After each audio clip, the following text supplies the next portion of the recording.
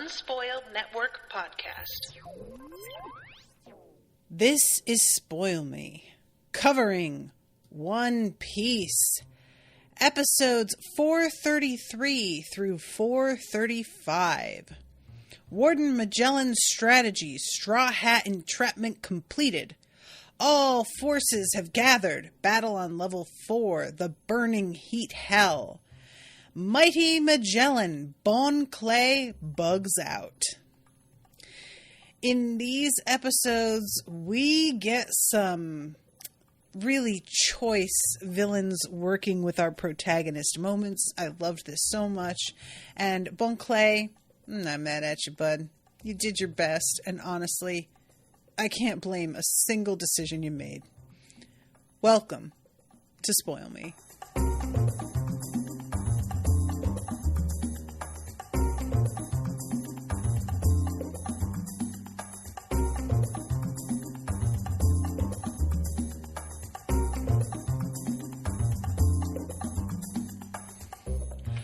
Welcome to the show, everyone. I am Natasha.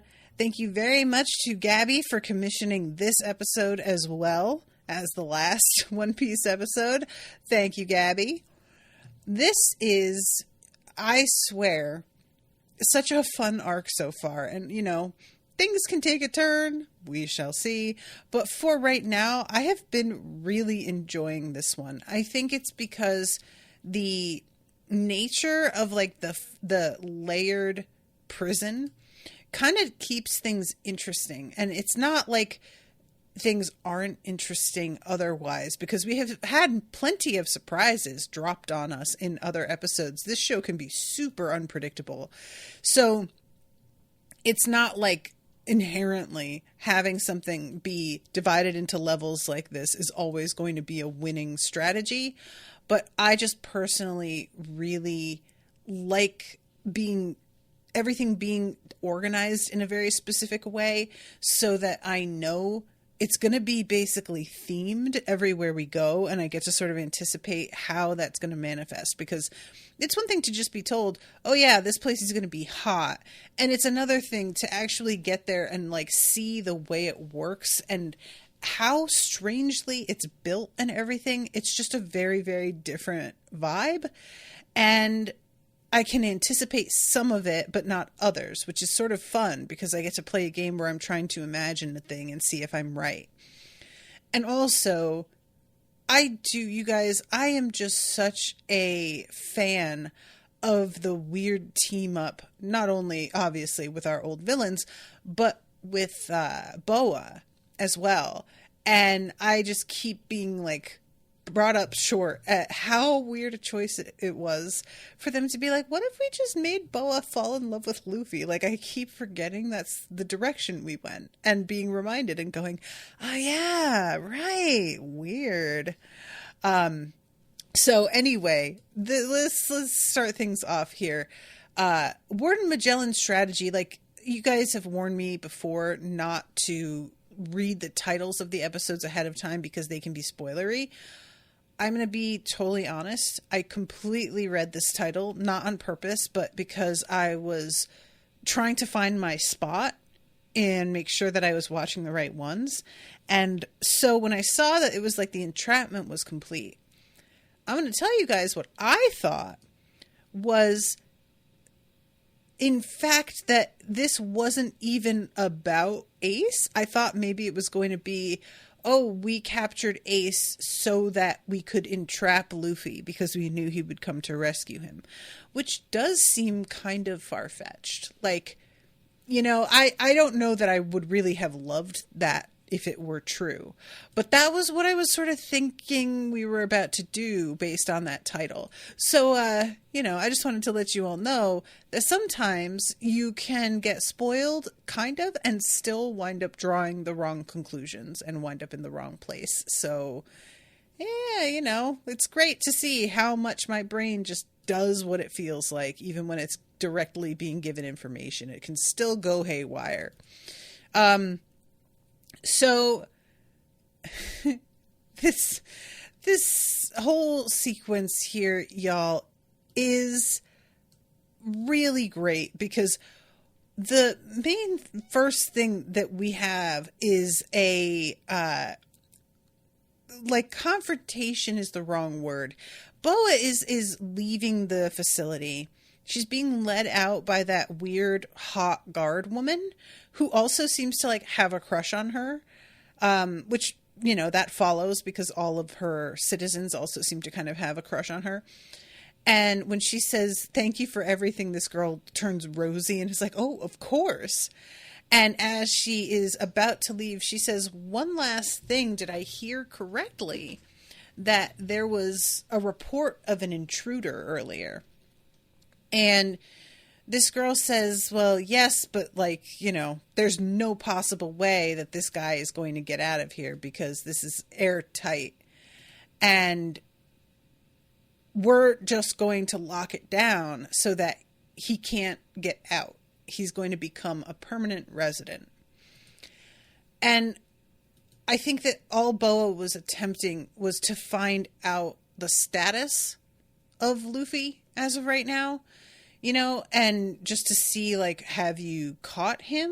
What exactly is going on here? And I really was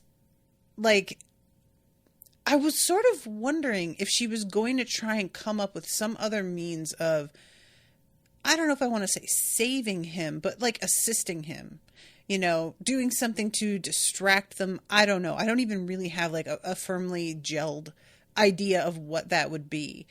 It seems like she just left, which I was a little surprised by, but I'm not mad about it because what is she going to do, really? What she says as she's leaving is essentially, there is no way Luffy wins going up against Magellan. His power is too much. So I just hope that Luffy has the sense to bail because he does need to get the fuck out. There's no hope for him.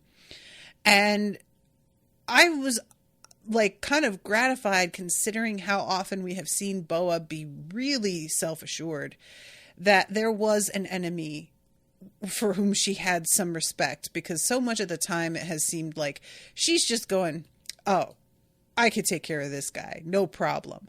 And probably for her, because she is able to manipulate Magellan because of being hot, she wouldn't have a problem. And she's probably just thinking this in terms of well, what's Luffy going to do?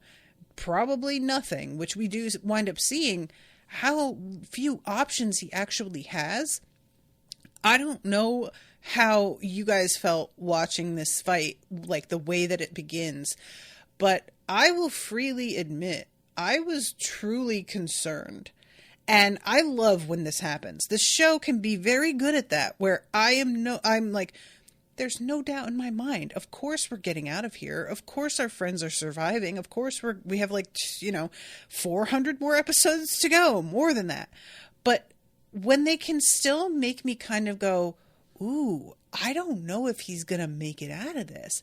That's talent, making me really tense. And Luffy going up against Magellan and there being so few options open to him. Everything that he would normally do is going to get him killed because just touching this guy is a death sentence. That's quite intimidating. And I don't know if we have ever encountered, I feel like we have, and you guys could help me out if you want. I feel like we have encountered an enemy before that Luffy couldn't physically touch, but I can't remember who that is. I may not be right about that. But the fact that he can't is not quite registering for him, which I'm jumping ahead here, but this leads to Bon Clay throwing himself in the way of Luffy's Gatling, which that's a hell of a hit these days. Luffy has gotten so much stronger, So when he throws himself in the way, I was like, that's a real friend right there, because he is just doing what he needs to do. He's already warned Luffy, he said to him, you can't touch him or you'll die, in as basic language as you could say it in. And Luffy is just ignoring it. And I kind of wanted to be like, Luffy, sir, you made your friend get punched in the gut because you can't listen. Can you just stop for a second? But it's sort of understandable that Luffy doesn't take that quite as literally as he should, because it's a quite an intense concept to just be like, oh, I am not allowed to lay a finger on this person. That is their defense, is that fighting the way I would normally is what would kill me. That sucks. So anyway, I'm sorry, I'm jumping ahead, but let's back up a little bit. I love the fact that Magellan, once he like tunes in again and realizes how bad things have gotten in the prison, the other guard, who I want to call him Hannibal. I know that his name isn't exactly Hannibal, but I'm just kind of going to go with that if that's cool. But yeah, that guy is wasting no time blaming him for what's happening here.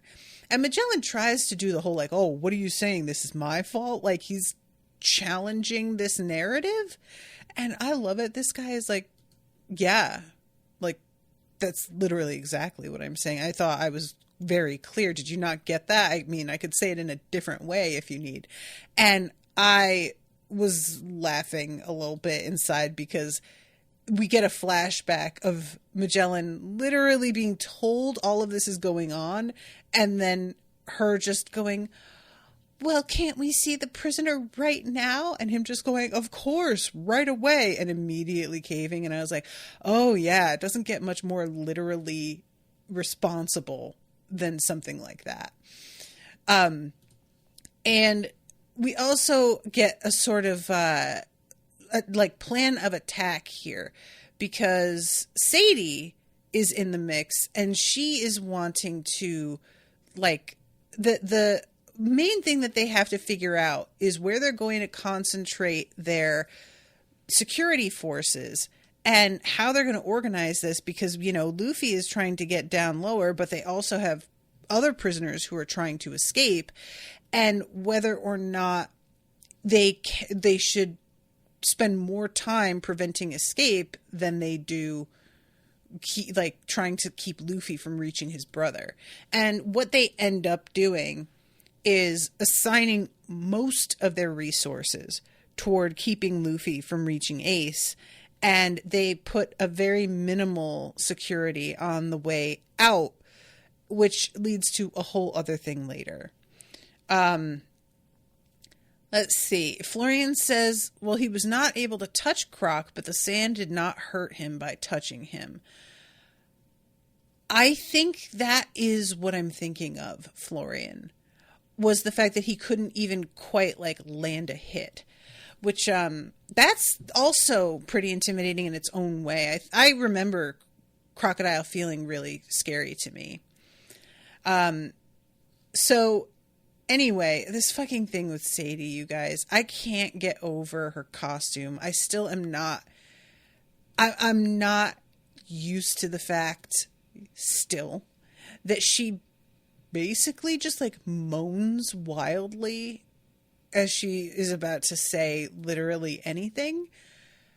Y'all, what are we doing? I mean, this is so much like, I just really, that is so over the top. I know you guys know I am over the top. Like that is exactly my jam. And every time I think that I am, this show does something that I'm like, it would literally never occur to me to take it this far. Like, it's just, they go so hard. I say they, Oda goes so hard. Although I know that some things are not necessarily like in the manga. Does she moan in the manga the way that she does in the anime? Just out of curiosity, because it is just like, it's so creepy. Anyway, this is when Magellan is asking like who is stationed where, and she says Minotaurus is on the prowl. And Minotaurus, I can't, like, the style of the animation here, what they do is have all of the demons in sort of silhouette with just like red eyes, which makes them look extremely intimidating. And then we get the reveal of what they actually look like. And it is so hilarious. You guys, these creatures are so fucking goofy. After all this build up, after all these like, oh my God, what's going on? It's just, I can't. That's all I have to say about that. The Minotaurus, I don't know why they have like all of them with like runny noses. But this is like such a thing in anime in general, is having runny noses be like a character design thing, which just I get squicked out so much by. So that's just my personal thing. But Minotaurus especially, it's just a really underwhelming reveal when you have just had a like hulking shadow that's sort of faceless with just the eyes that are so intimidating, to then pull back the curtain, so to speak, and have Minotaurus revealed. What a letdown. And this is not really meant to be like a criticism. It's not, I'm not mad about it. I don't dislike it. It's funny, if anything. But I think my issue is that it is unclear to me how much it's supposed to be a joke. I think it is. I'm pretty confident this is purposeful, the way it's revealed. But there's usually, when there's a reveal of a character design that feels underwhelming, there's a sound effect that's played that's like a boom and then a sort of rattle meant to indicate like this was really disappointing.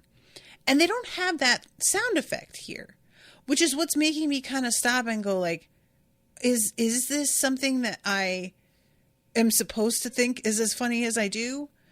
Anyway, so Minotaurus turns out to actually be a pretty solid opponent. Like, he is extremely fast, way faster than he should be considering how big he is. And Luffy has to kind of give it his all. And they're in level 3, so it's like really, really hot. And it's taken kind of a lot out of him to get this fight to the level it needs to be to take this dude down. And I just really love the fact that later on we find out Luffy just throws the Minotaurus and sends him flying, but he doesn't actually kill him. It's very explicitly said by Bon Clay, well, you gave him something to think about, but he's not gone. And so we find out later that when he threw him, literally this guy landed on Buggy and Mr. 3, and they both have come running with this guy right behind them. Y'all, that cracked me up so bad. I don't know why we didn't even get to see the moment, but just the idea of them thinking that they're getting away and they're in the clear, and then this giant creature landing on them from a great height, that is so good. But anyway, yeah, the two of them are still trying to find their way out, by the way, while Luffy and Mr. 2, it turns out Mr. 2 had said that he wanted to see somebody, and we find out who it is. He says that it's the king of the island that coincidentally Sanji has wound up on. Y'all, I'm just jumping ahead here to that spot because I love it so much. It's like the whole, I know that this is supposed to be like a joke that is disrespectful, but it's hitting for me because what the equivalent of this for me is when you see a "this is the future liberals want" kind of meme from boomers, and they actually have made a comic that I'm like, wow, you're right. That is the future I want. That looks rad. Like, they're trying to be like, oh, this is a cautionary, but in fact, what they're displaying is just like socialized medicine, you know, queer relationships and abortion being allowed. And they're like, look at this hellscape. And I'm like, actually, yes, that you're correct. That's what I want. And that's kind of the vibe for me with Bon Clay, and the way he's like, the way he's being portrayed here. Is it supposed to be a bad faith joke? But because I'm so into this character and love so much of this very unironically, it turns a corner and I wind up being like, no, yes, correct. This is great. Like, I am very sincerely into what they're doing, even though I know it wasn't done in a way that's meant to be kind.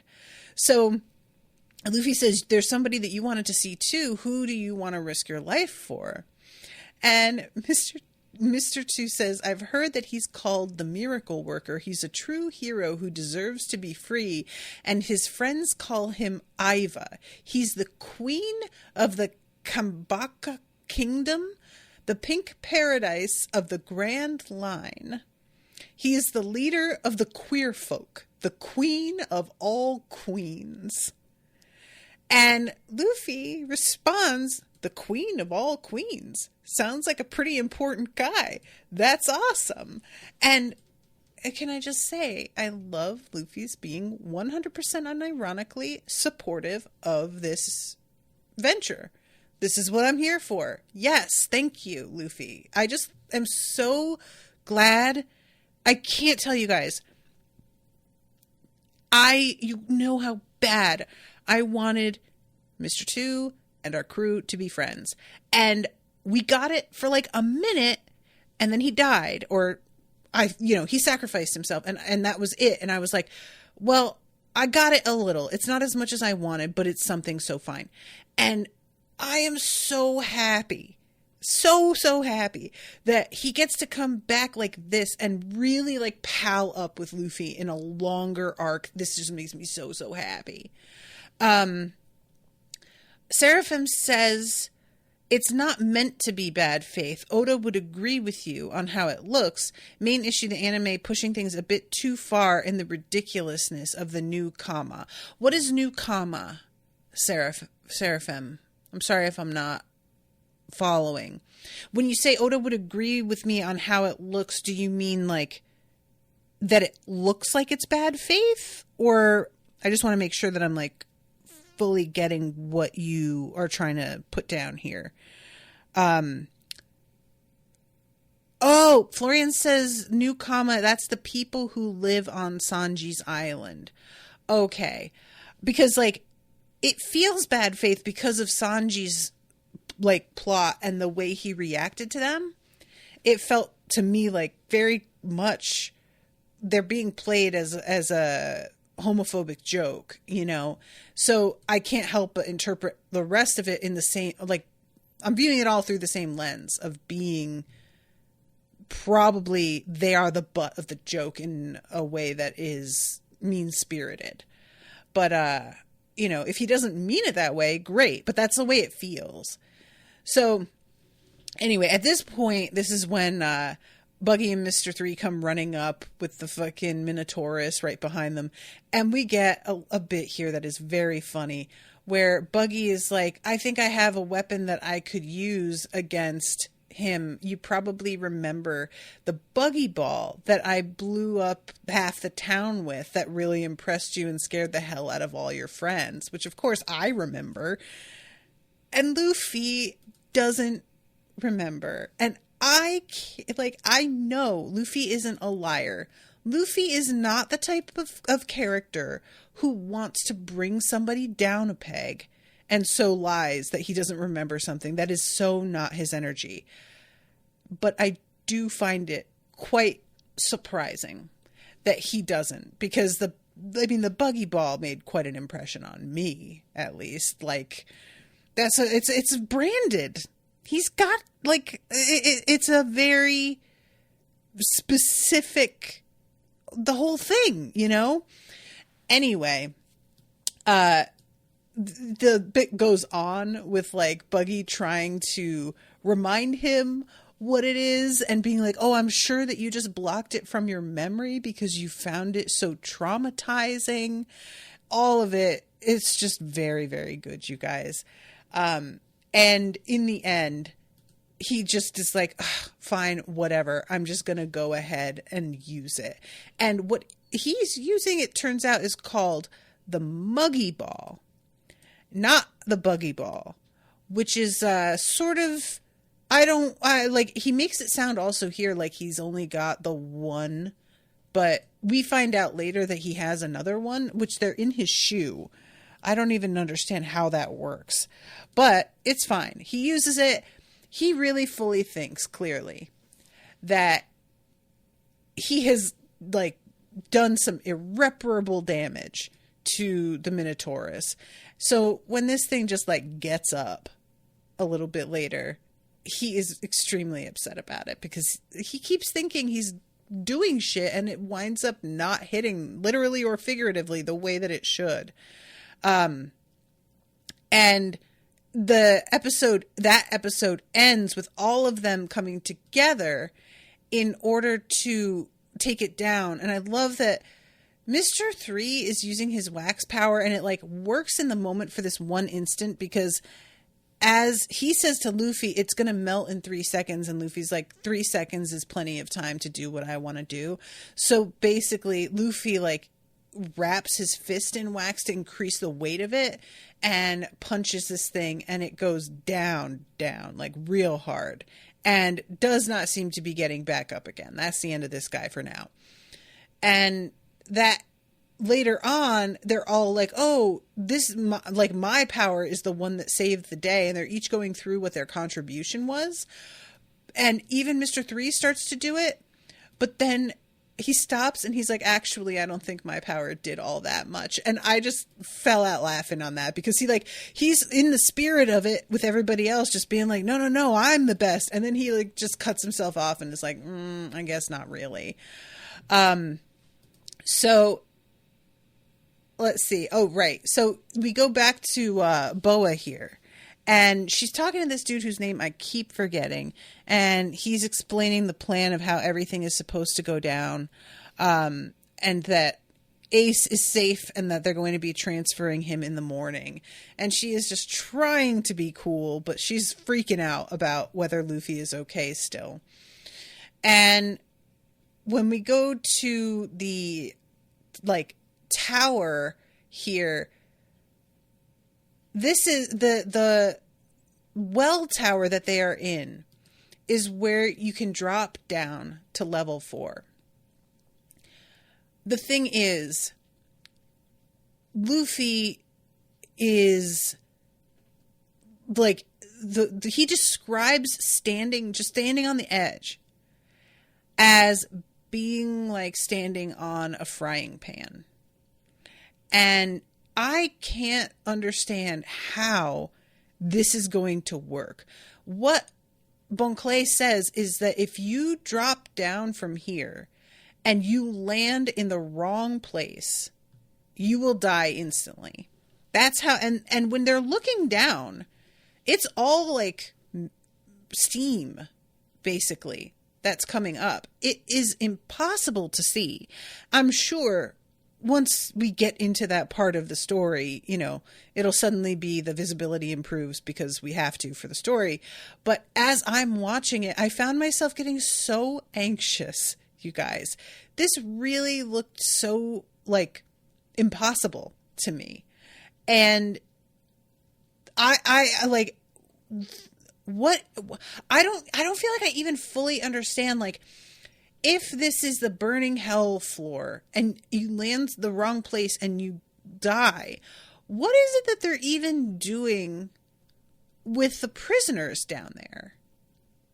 Like, is it just existing in that heat that's alone supposed to be the torture? Because it feels like that would be more than enough. Like, who works there? Does anybody actually work down on that level? The whole thing just feels like it's so when I was talking earlier about how unpredictable the levels have been, this is the one that feels the most unknown and therefore frightening to me, because it's truly, it could be like they set this up to look like anything, and I have no idea how you fight against that. Seraphim says, the people on the island, Oda is legit in his support. It's just a mix of the anime overdoing it with the Sanji stuff and Justin's cultural view differences in how certain portrayals are or aren't insensitive. Seraphim says Muggy Ball is like a portmanteau of mini Buggy Ball. Oh, that makes sense. Thank you for pointing that out. Okay. He may have said that, but I don't think he does. It's probably supposed to be like understood, and I simply did not. But yeah, this that's makes a lot more sense. I like that. So they're all arguing with Luffy about whether they're going to, go down to level 4.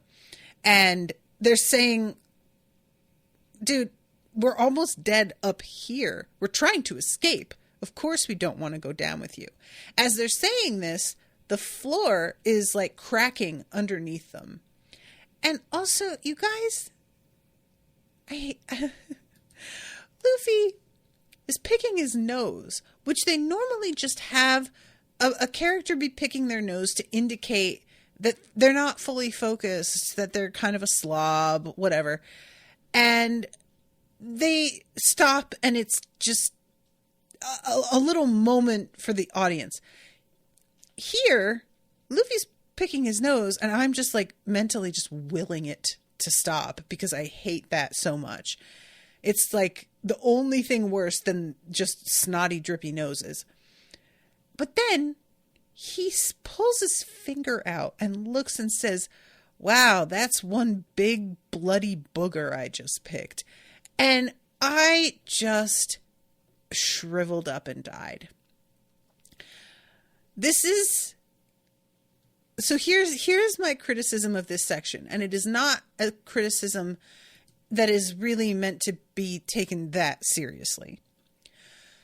This, combined with the endless potty humor of Magellan, this was really teetering on a little bit too much for me. Like, I have a hard time with this super lowbrow humor. I can do, you guys know, I make a lot of dick jokes on my show. I will hint at things that are kind of gross and uncomfortable, but I'm not out here with like a soundboard just playing fart sounds. I mean, and part of this is also that Rashawn just hates the word fart so much that she won't say it. She calls it the F word. So I have gotten in the habit of simply not doing that when I record with her, which has led to me doing it almost never. But the whole thing with Magellan, like, there are some jokes that I did, even though it was like toilet humor, I was still like, that's pretty good. For example, the reveal that the throne he sits on is actually a toilet, and that's why it's like closed off. But mostly I just found myself cringing so hard every time that they were like, okay, let's lean into this, this joke about how he's taking a shit again. Let's lean into how loud his fart is right here. There was just a lot of bits where I wanted it to stop so bad. It was reminding me of, and I've probably mentioned this because it's my go-to example. The first Austin Powers movie is one of the best of its kind. Like, as far as a spoof movie, it's so good. The jokes, so many of them hold up. There's a lot that is probably extremely problematic going back and looking, but because it's spoofing material that's incredibly problematic, I let it get away with a lot in that respect. But when they decided to introduce the character of Fat Bastard, it all completely shit the bed, pun intended, to me. Because that character, the entire joke is how much he eats and how much he shits. And it's so boring. And it's not funny. It's just not. So that was the first time that I really understood when I was like, beginning to develop my taste for media, that this type of humor is a major turnoff for me and makes me instantly start to dislike a character and eventually a plot line. So anyway, all this to say that it's such a weird thing how Magellan has simultaneously got a truly scary power. And then it's all undermined a moment later, which is like part of the joke, right? Especially in that one scene where everybody thinks that he is about to unleash his, unimaginable power. And then he just shuts the little thing again. And they're like, what? He's dumping again? But mostly, I wouldn't mind if we just let this die. Let's just call it quits on this. I don't get what we're doing here. Anyway, so they're in the midst of like arguing whether or not they're going to go down there and wondering about the sound and the rushing sensation before they realize, oh my God, wait, we're falling. And they have gone down to the 4th level. And I love, this is when they're all like, oh, I must have done so much damage with my attacks, blah, blah, blah. When they get down there, it's so hot that they're like dancing in place. And the thing that's a little bit confusing for me is how it's sort of inconsistent whether or not it's hot enough to actually injure them. Like sometimes they behave as if it is, and then it'll like, because the script needs them to just be able to do the next thing, all of a sudden it's forgotten and it seems like it's no problem for right now, which is fine. It, like that, there's sort of no way around that to a degree. But yeah, so this whole like collapsing down to the next floor bit, we get to see a bunch of dudes who are being forced to do labor and, are suffering so badly with the heat that they decide it's better to just die than it is to keep working the way they are. And this one dude is yelling for another to get out of his way. And he says, do you want to die? Do you want me to just throw you into the pit, or do you want to get the fuck out of the way? And that prisoner who he's yelling at turns around and just bashes him with the log into the lava. And he turns around and he is labeled former Baroque Works assassin Daz Bones, aka Mr. One. You guys, I do not remember Daz Bones being his name. And I would just like to state for the record, I love it. I can't believe I don't remember this. That is just, that is such an amazing name. What are we doing? Daz Bones. Oh, I'm going to have to work so hard not to steal it, to put it in something of my own, because it just hits so hard. And he looks so fucking intimidating.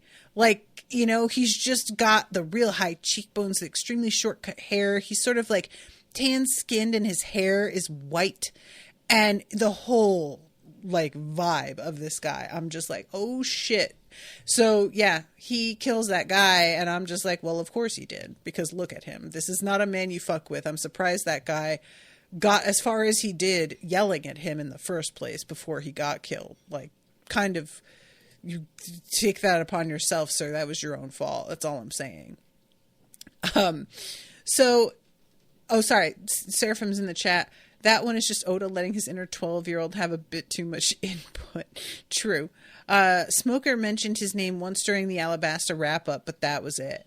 Yeah, I am going to struggle with, like, between calling him Mr. One, because I like that reminds me of his being part of Baroque Works, but Daz Bones is such a fun name to say.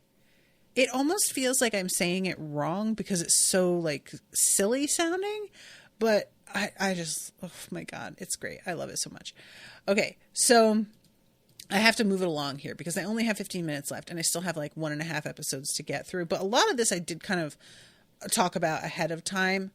So we go back to Boa here, and I'm trying to find the spot because they get some news, and I'm trying to recall exactly. Oh, that's right. There was a whole thing with Shanks, and they're getting news that he had gotten into a fight. He says, "Are you sure? The timing doesn't make much sense. Who did they say he was fighting?" And he says, "Kaido of the Four Emperors." Apparently, Kaido was after Whitebeard. I hear it was just a skirmish, but Shanks intercepted him. I can't say to what end, though. And, oh, his name is Momonga. Thank you to the captions for occasionally having a character's name in brackets, because you save my ass sometimes. I have no idea the significance of this. I don't know. Do we know about the Four Emperors? Have we heard about them before? Because you guys know we get a lot of like introductions of characters that are way higher up the food chain, and we'll get them like pretty far ahead of when I actually need to know about them. So I'll lose track sometimes, and that's on me. But I could not recall if this was a group that I was supposed to remember. And he says, Momonga says, like, well, this is a serious situation now. Like, Whitebeard being safe, he'll likely come after us. And he says, I fear it may be all-out war. You think his response will be that extreme, sir?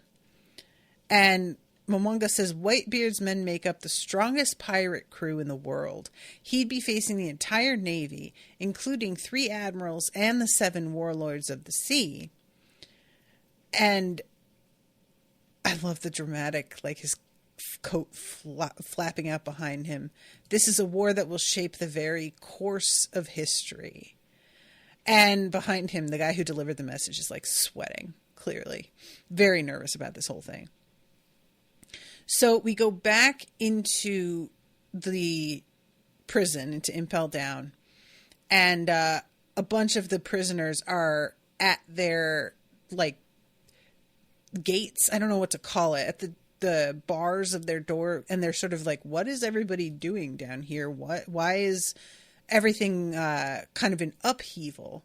And I do like that eventually one guy is like, you know, it's kind of nice that all this shit's going on because I was so bored, and at least this is giving me something interesting to do.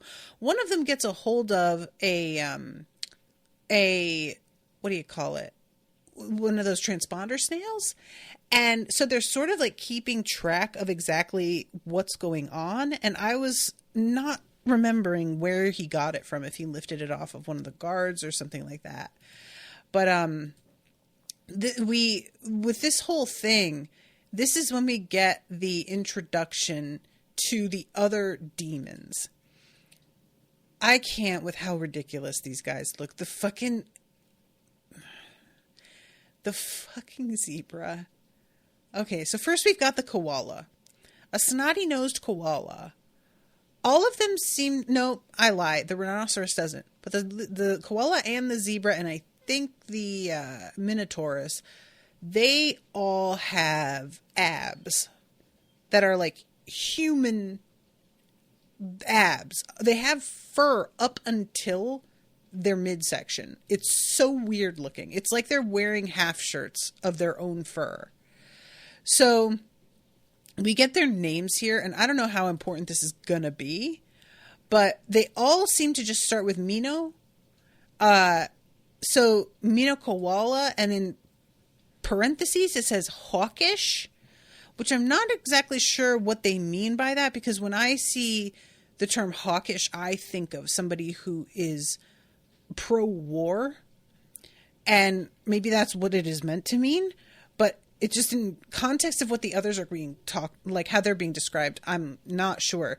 The other is Mino Rhinoceros, described as bashful. And then the last one is Mino Zebra, who is described as shy.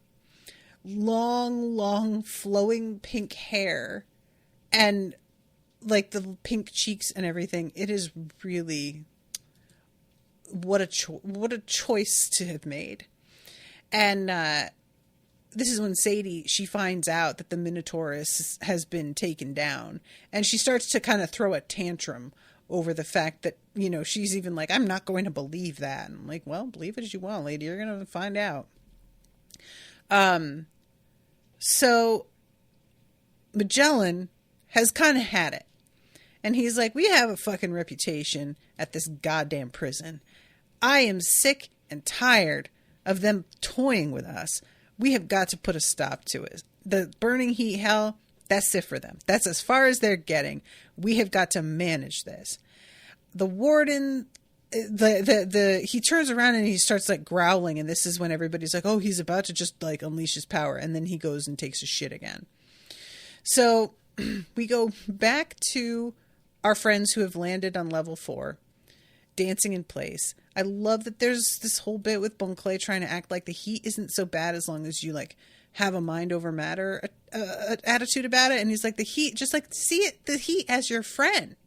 And gradually he starts to be like, oh God, I think my friend is turning on me. I don't know why, but I just really enjoy him like prancing around them and really seeming like, oh yeah, no problem. This is like totally comfortable for me. And then slowly it just creeps up on him and he starts to be like, oh God, oh no, you're right. This is really, really bad. So I'm sorry, I'm losing track of where I'm at because of these different moments. Okay, that's right. So let's see. Bonchan's rough map of level 4. That's right. We get to see this because he kind of knows his way around here. I'm not really sure why he knows as much as he does, but the whole thing is normally like when they show me these maps, it's translated, and I'm wondering if it's translated on Hulu because it's not here in Funimation. Everything on this map is written in kanji, I guess. But yeah, they're all like, Luffy is smelling food and he's getting very excited. I'm extremely worried that it's just going to be human flesh that's cooking in this heat. You know, I don't know. Maybe it's not, but I'm worried about it. He starts to run off and Mr. Two's following him. Buggy starts to go in that same direction. And Mr. 3 stops him and is just like, dude, what are you doing? All they want is Luffy. So if they are after him, it's the perfect opportunity for us to fucking get out of here because they're putting the best guys on him. And that means the shittiest security available is all that's left. And that's what's guarding the ways out. And it takes a little while for Buggy to like get on board with this, which I want to take as Buggy feeling a little bit of loyalty to Luffy and not wanting to like bail on him, even though I do not think that's really what it is. But I'm assigning a little bit of softness to Buggy that Mr. 3 definitely doesn't have at all, you know? So all of these like guards are here and they get fucking leveled. I want to ask too, I feel like you guys have mentioned this to me already. What's the deal with the "Oh come my way"? Because that's, you know, basically Mr. 2's war cry. And I cannot remember what that is about. But yeah, he's, I love that there's a moment where he's like landing amongst all of these guards and they seem to stand stock still while he just like goes through them. There's a long pause as he just stands still and then they go flying upward like they just got thrown, you know, like they were on wires. That was a pretty fun little bit here. So jumping into the next episode, I pretty much like talked about the whole thing with Luffy not being able to touch Magellan and how difficult that is for him. Bon Clay is also really struggling because he doesn't want to leave Luffy to die. And he tries, like I said, threw himself in front of the Gatling, which is not nothing. That's a serious attack. But there isn't anything he can do. He goes through mentally a bunch of different versions of what would happen if he intervened. And it's not working out. It's bad. And he every time is like, well, what about if I did it this way? Like, he doesn't run because he calls himself a coward. I don't agree. You haven't got any options. And you stood there for quite a while debating the variety of things that you could do. And none of them was going to work out. To me, that's the opposite of cowardly. You truly and sincerely thought through your options and wanted to help. And you simply are not at a power level high enough to deal with this guy. I have no problem with that. That is totally valid, and I don't see Luffy blaming you for that either. I think that Luffy will totally understand that, like, they run into each other again, and Bon Clay is going to be beating himself up, and Luffy is going to be like, what do you mean? I'm just glad you're okay, you know? So that's, like, most of what's going on here with Bon Clay. The powers of Magellan, like, he does this wild thing, you guys. The venom power is already wild because of the fact that he himself is poisonous, but he makes these like dragons out of venom that I'm just assuming when I first see them are simply to attack with, that you just use them like you would any ranged weapon. Well, this guy is able to ride up through them like they're a pneumatic tube at the bank in the drive-thru. Like, he just like all the way up this fucking... I did not see that coming at all. And I will tell you what, I don't like it. That there is something about it that is just very unnerving.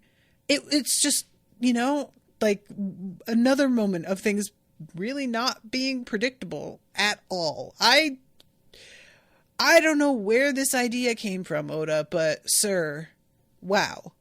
So anyway, I just, that whole, like, this guy's powers, I'm really curious to see more, but also I just don't know what the hell Luffy does, because he tells him at the end of this episode, I just want to save my brother, and I'm going to have to make a sacrifice to do that. Well, so be it.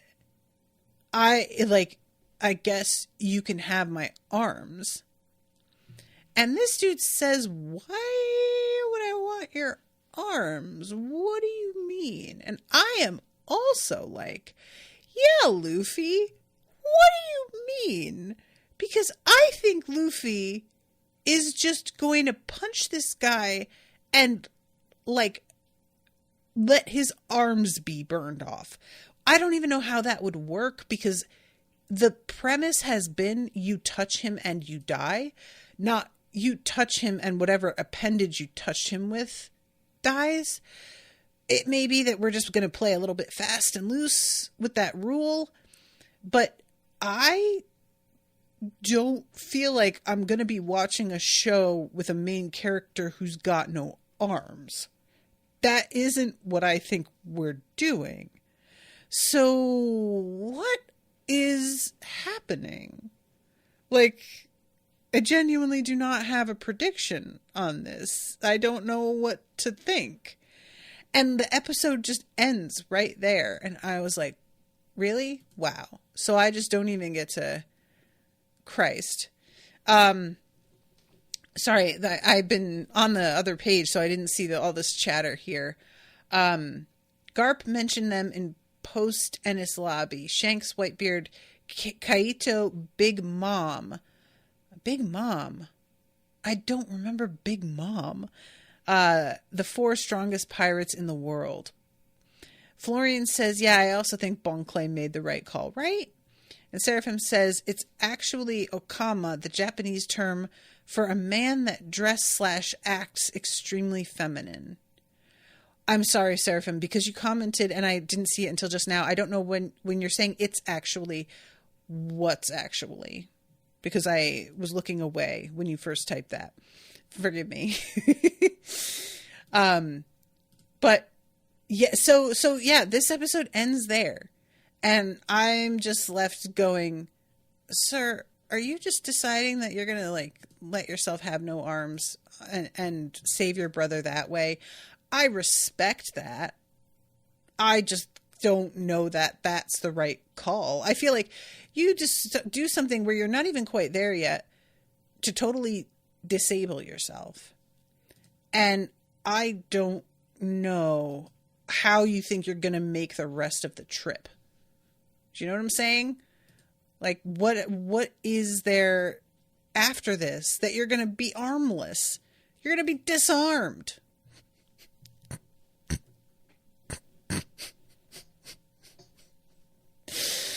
Oh, I'm sorry. I'm so sorry.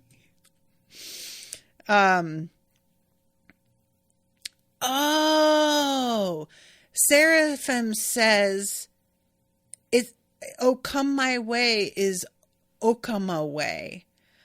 Oh. That's weird. Okay. I see. It's just such a, like, does he say Okama way in Japanese and then they just changed it for the dub to "Oh, come my way"? What? That's like, this is what happens when you, like, fight a stranger in the Alps or whatever it is. Those of you who know what I'm talking about, the TV edit of Big Lebowski. He's yelling, this is what happens when you fuck a stranger in the ass. But they had to do the TV edit and they changed it to like, this is what happens when you find a stranger in the Alps, because they needed the words to match with his lip movements more than they needed the words themselves to make sense, which is certainly a choice, I guess. But I just don't really feel his lips are making a distinct enough movement in the anime to justify doing that in the dub. That feels like it wasn't really a great call, but what do I know? Mostly the dub is great, so maybe I just am not giving them full credit here.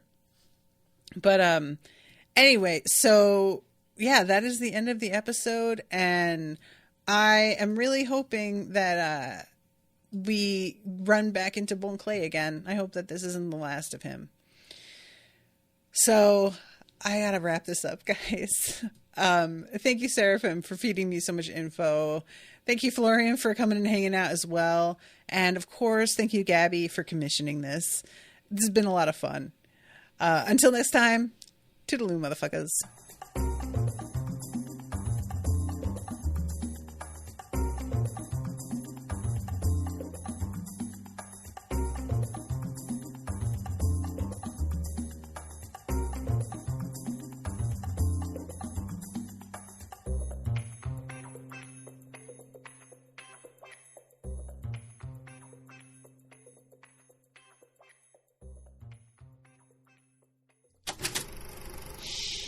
That was an Unspoiled Network podcast.